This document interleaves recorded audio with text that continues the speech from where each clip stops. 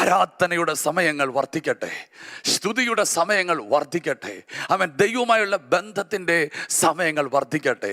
ദൈവം നമ്മെ ധൈര്യപ്പെടുത്തുന്നത്, ഒന്ന് ദൈവവചനം വായിക്കുമ്പോഴാണ്, രണ്ട് ആരാധിക്കുമ്പോഴാണ്. ഇനിയും കുഞ്ഞുങ്ങളെ, അവൻ പ്രത്യക്ഷമാകുമ്പോൾ നാം അവൻ്റെ സന്നിധിയിൽ ലജ്ജിച്ചു പോകാതെ അവൻ്റെ പ്രത്യക്ഷതയിൽ നമുക്ക് ധൈര്യമുണ്ടാകേണ്ടതിന് അവനിൽ വസിപ്പീൻ.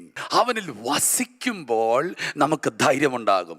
അതിൻ്റെ അർത്ഥം വസിക്കുക എന്ന് പറഞ്ഞാൽ അതൊരു കർത്താവുമായൊരു ഇൻറ്റിമസിയാണ് കാണിക്കുന്നത്, കർത്താവുമായിട്ട് ചേർന്നിരിക്കുന്നത് കാണുന്നത്.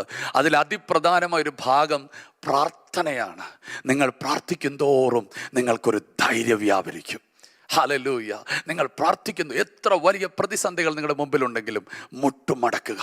എത്ര വലിയ പ്രതികൂലങ്ങൾ നിങ്ങളുടെ മുമ്പിലുണ്ടെങ്കിലും അതും എടുത്തുകൊണ്ട് പ്രാർത്ഥന മുറിയിലേക്ക് കൊണ്ടുപോകുക. നിങ്ങളുടെ ജീവിതത്തിൻ്റെ വൻമലകളെയും എടുത്തുകൊണ്ട് പ്രാർത്ഥന മുറിയിലേക്ക് ചെല്ലുക. അതവിടെ കടുകുമണികളായിത്തീരും. ഹല്ലേലൂയ.